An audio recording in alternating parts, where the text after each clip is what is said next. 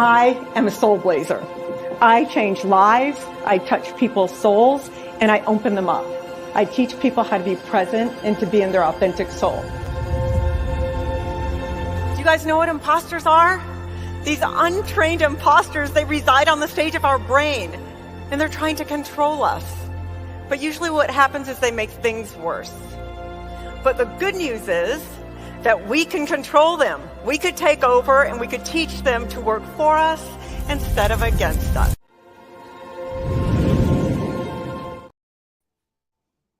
Hi, welcome. It's so good to be here. And I have such a beautiful special guest today, and I'm so honored that he's here.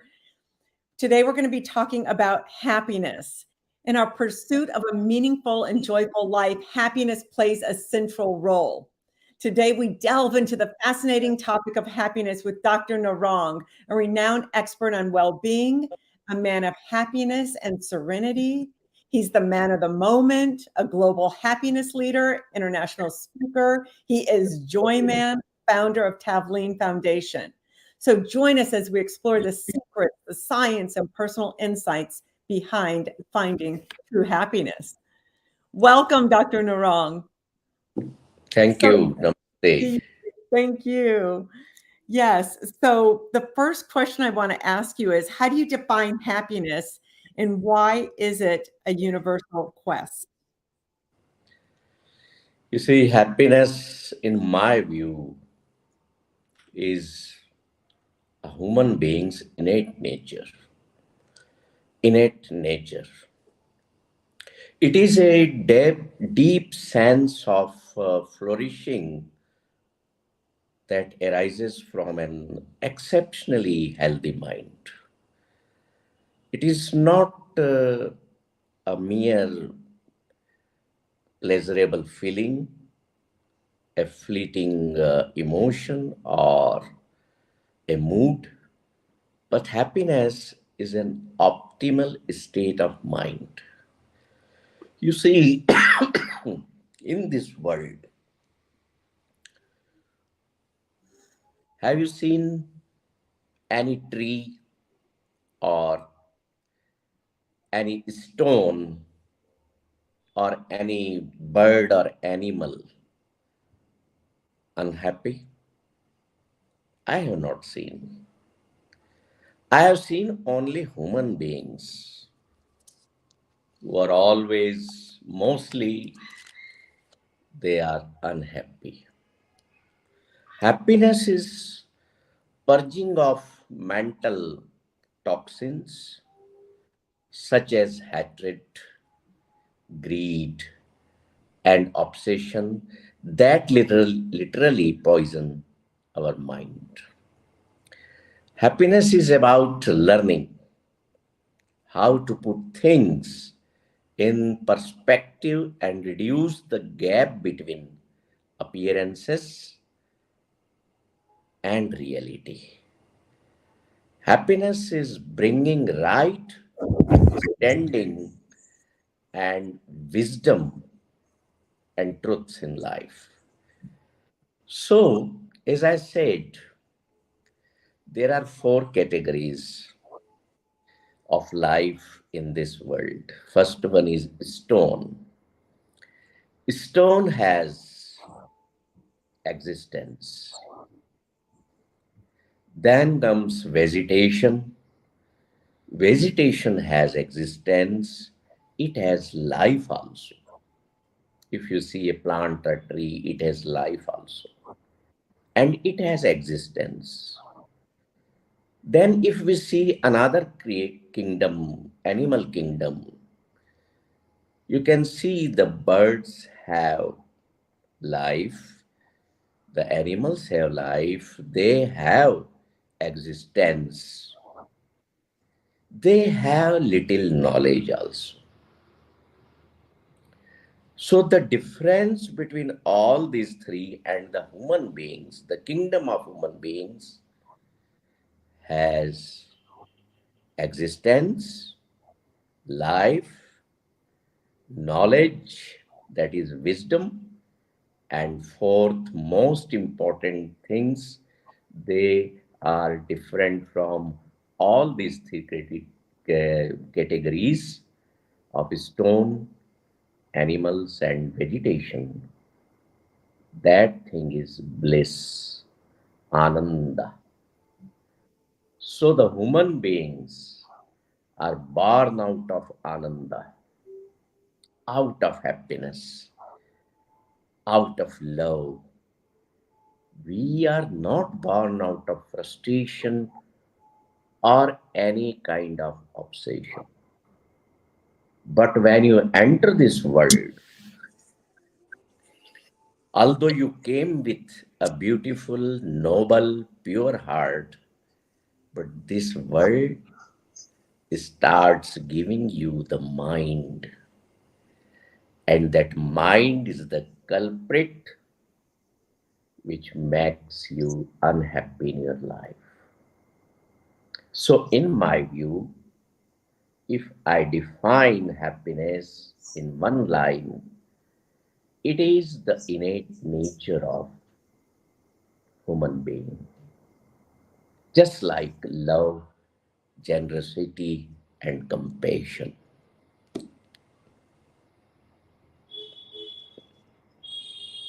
Yes, I do think it's in our innate being is to be happy. And different things happen to different people. And through those situations, they feel I have to be unhappy because this happened. I have to have grief and stay in unhappiness for a year because or my child died. How do you answer that? Or I have cancer, or my loved one is suffering, or someone was brutally hurt in some way. You see, life is just a travel time. And when you are traveling, when you become a traveler in this world, the pains and the suffering will inevitable part of this journey, either on the level of physical body or mental body or emotional body or on soul body. You may have different kinds of sufferings, but if you have the real wisdom, you have gained the real wisdom in your life,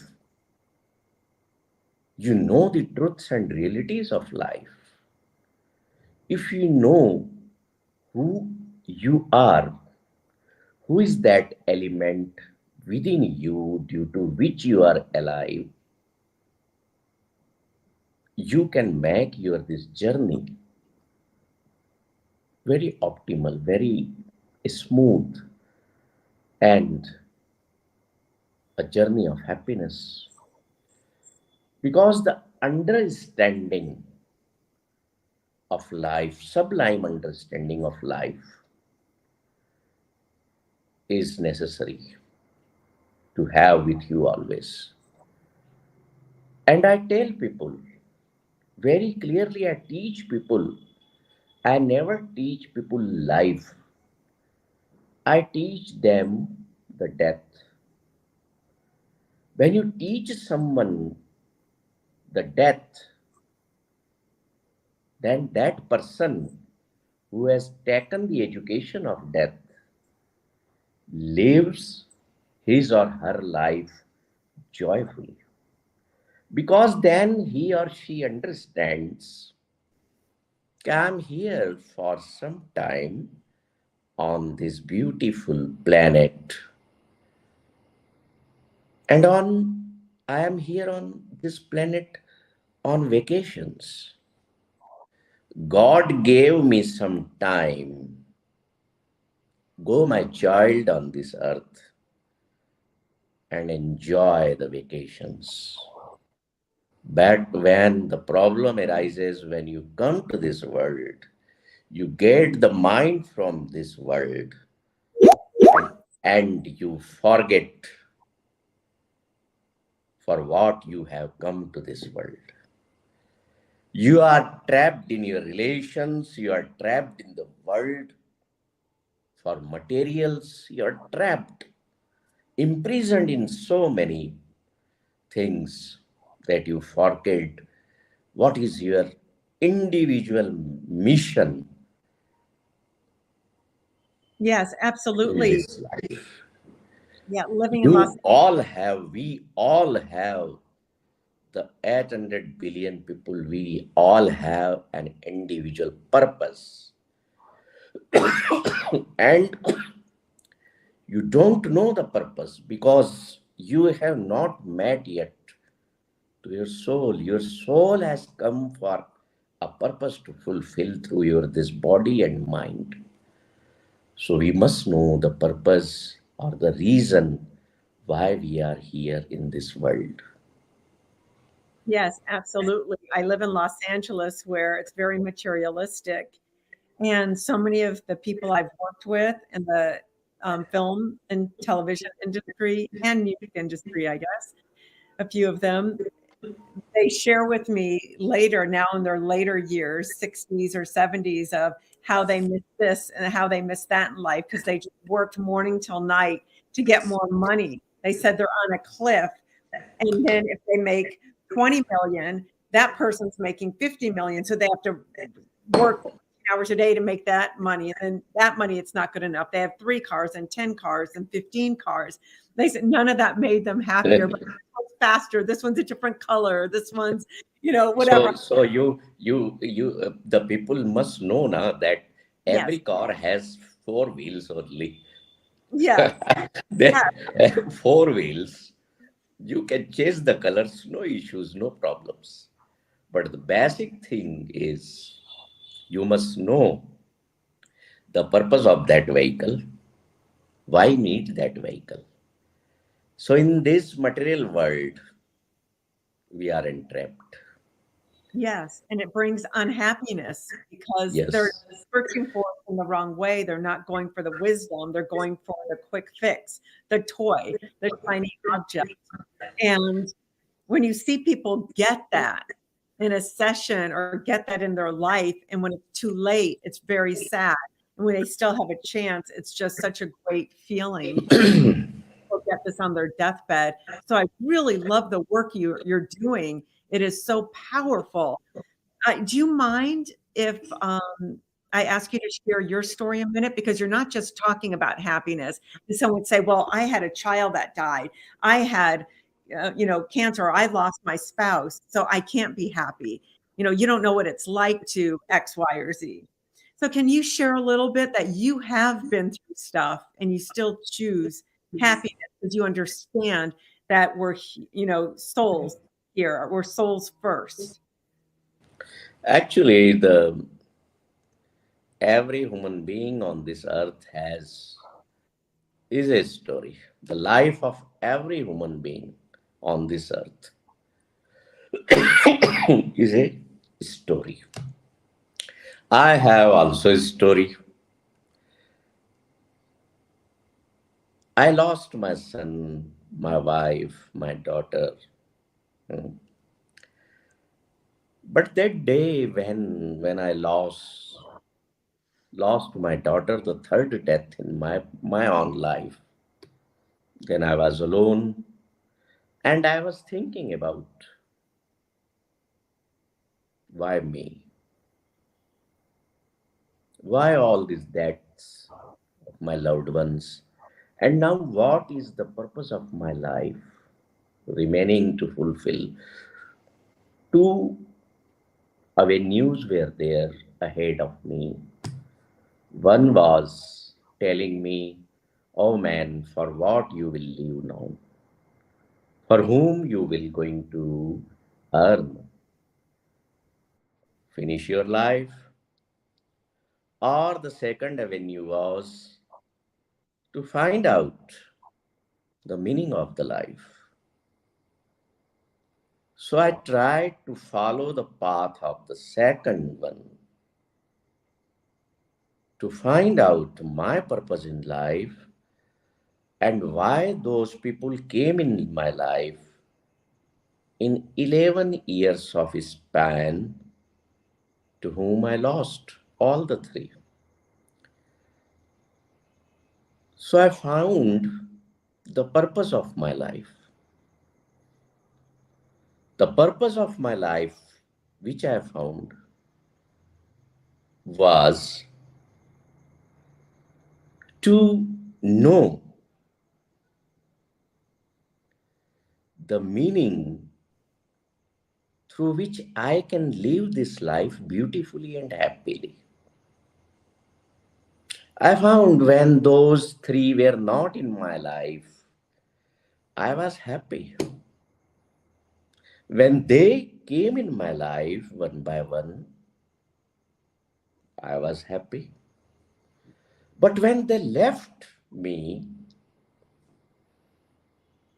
then I thought, why I should be unhappy now? People come in your life, people leave your life, people go back to their destination. When I understood that this life is just a journey and it is a time pass, to pass that time which is allotted by God to you, it is in your hands how to pass that time. So know the purpose. Somebody is writing here, what are the ways to find out our purpose?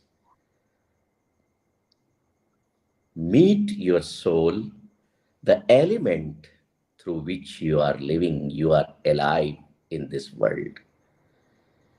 She will tell you the purpose. It is not our purpose to create a family or to create an industry or to create bank accounts. These are just means to pass the lifetime. You need, you need all the things in this world. You need money.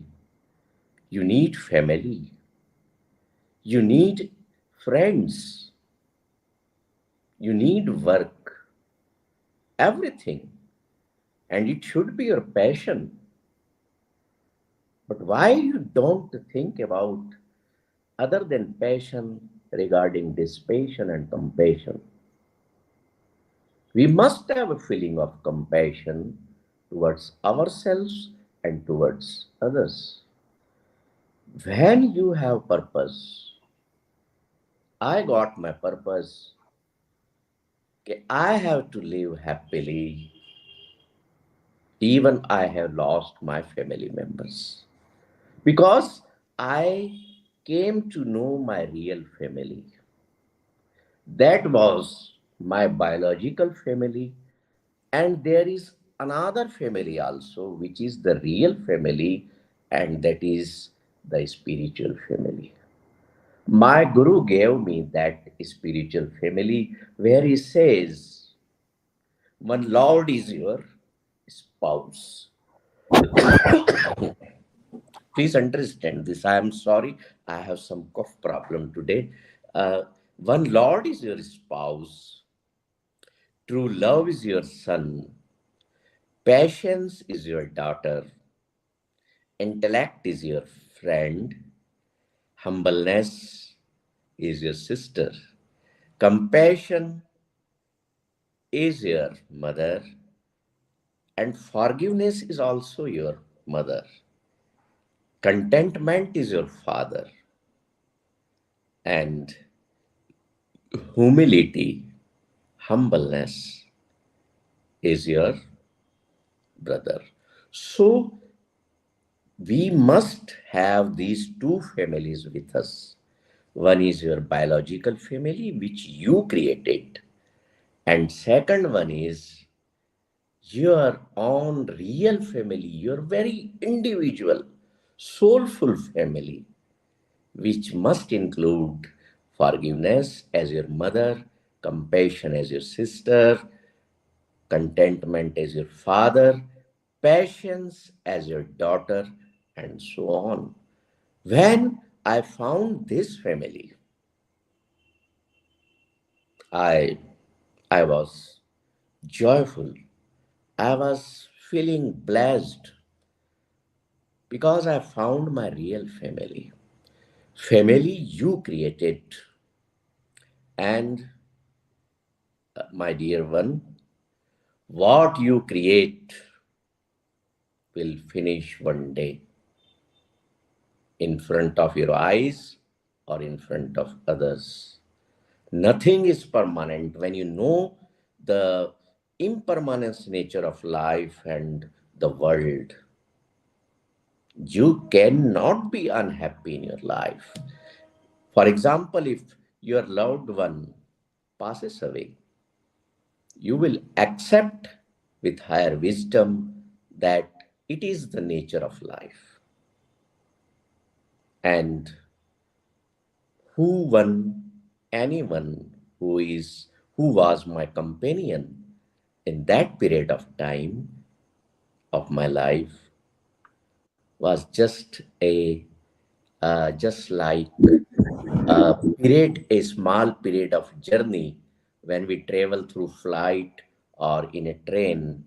Somebody sitting with us, and when his station comes, he lives. Similarly, is the case of life.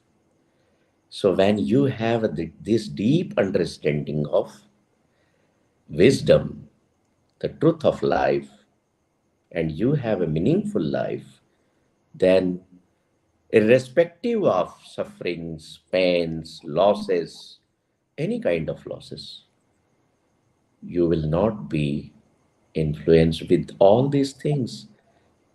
You will be happy in all circumstances. Happiness doesn't mean always doing ha ha he he hoo, hoo. No, it is a sublime state of mind, peaceful state of mind, so that you can easily deal with adversities and sufferings times in your life. Absolutely. Finding joy in experiences and relationships and personal growth instead of material possessions is really the key to contentment and happiness. So I agree with that 100%. Forget about, we do have to make a living, but you don't have to make a living where you're so unhappy and you get sick and you lose everything else in your life, your spiritual nature, your friendships, your family, because you're just a machine for the dollar. So thank you so much for that. Thank you so much for that. In moments of adversity, how can individuals maintain their happiness and resilience? Like, can you give us 3 examples of how someone can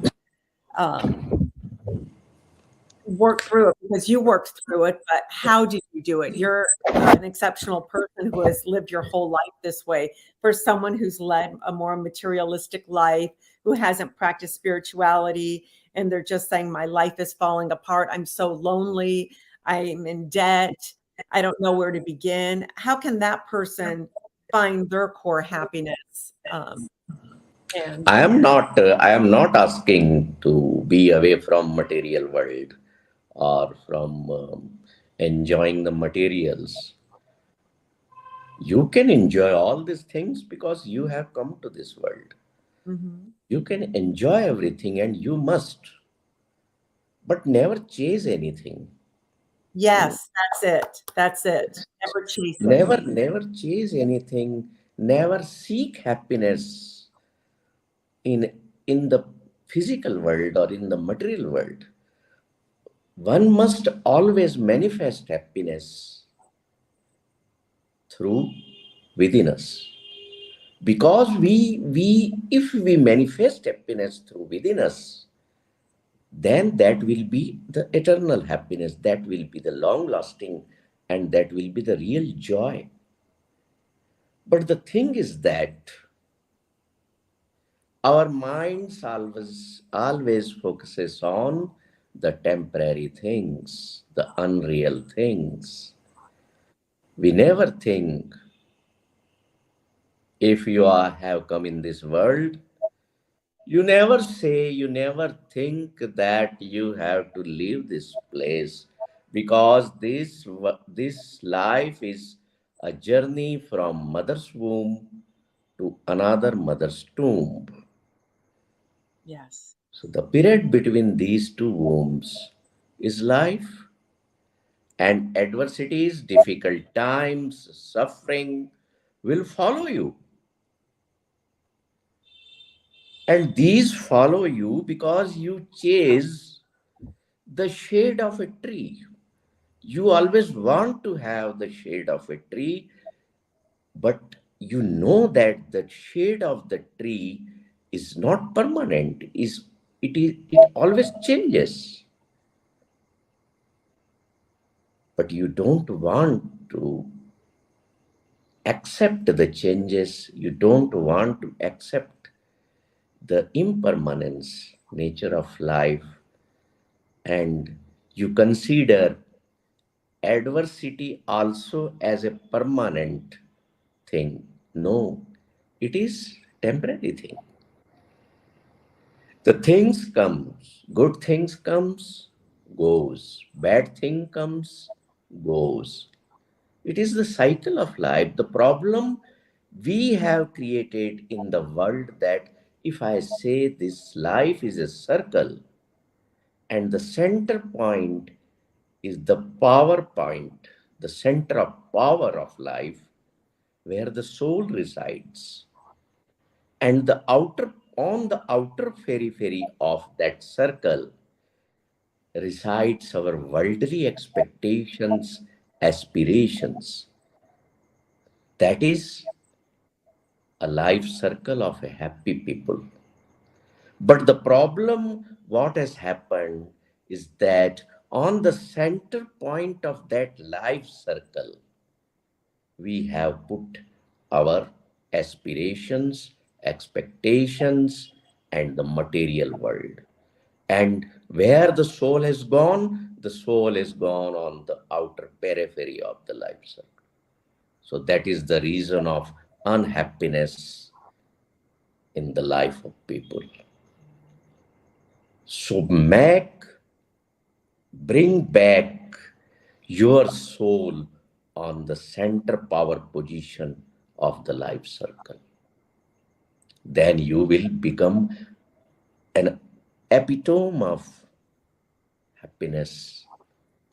You will become a holder of beautiful life. You will all automatically become a resilient personality. Whenever the adversities will follow you, will come, you will become a resilient one who can bounce back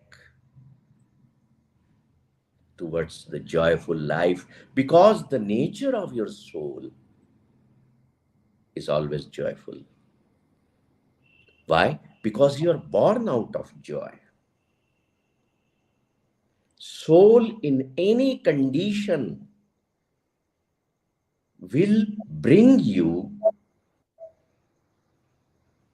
out from the adversities, circumstances, to the joyful state. You see, if you have any kind of adverse time, your soul will not allow you to live in that suffering mode more than a day or 2 or 3 or 1 month. Your soul will bring back to you the joyful state, because you are product of Ananda. When you understand your this very basic innate nature of life, you can always be happy. There is nothing new. Happiness is nothing new. Tell me one thing, if I say you love, can you define the love?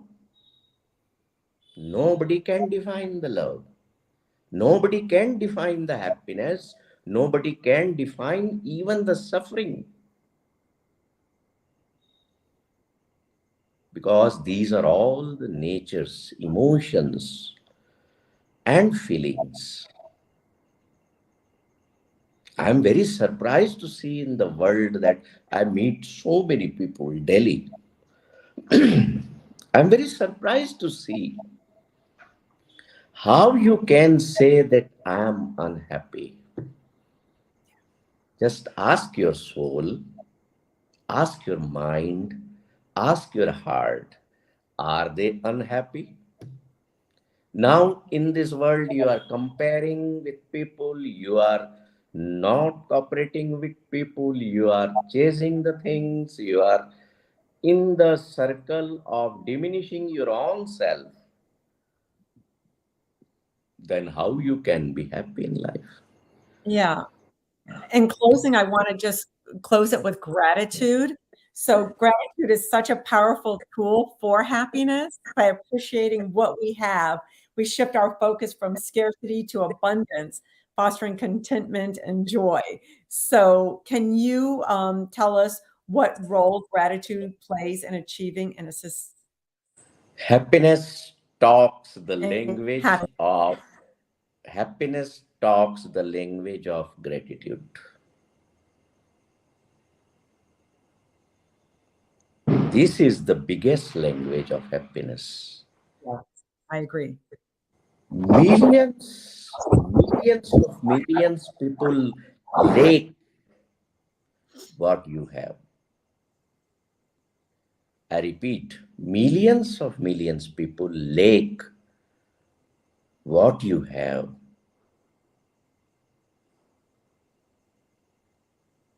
One must always count his or her blessings. We focus on what we don't have or what we don't possess. Yes. Today, I remind you, my dear friend, you have two legs which can walk. You have two hands which can work for you. You have two eyes through which you are seeing this beautiful world. You have tongue. You are speaking beautifully. You still have teeth in your mouth. You can eat. You have normal two ears. You are hearing, listening me. You have beautiful hair. You have beautiful clothes to wear. You have a house. So what you want, you have four wheels. Why don't you pay gratitude to your legs in the night?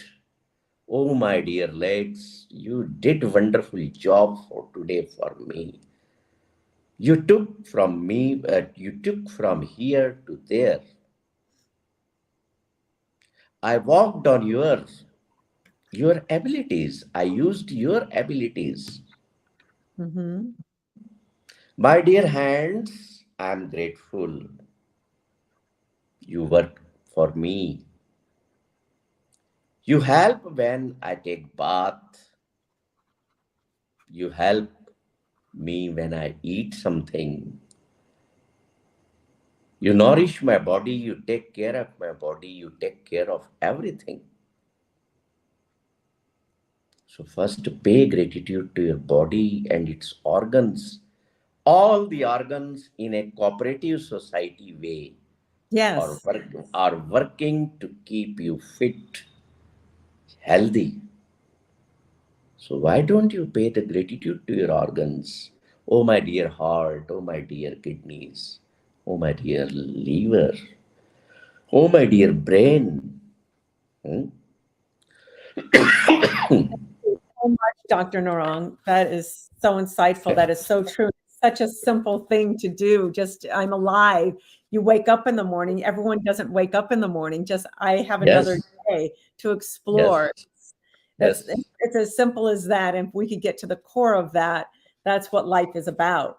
So you shed so much light on the multifaceted nature of happiness. You emphasize its importance as a universal pursuit, from gratitude to resilience, fostering meaningful connections, finding joy beyond materialism. And you discussed practical steps for a happier, more fulfilling life. So thank you for joining us and enlightening all of our guests on the show tonight. Thank you so much. Thank you. It's an honor to have you. I'm honored. Yes. I am humble. I pay gratitude. Thank you. Thank you. I am very grateful you were here and that you're in my life. Thank you. You're welcome.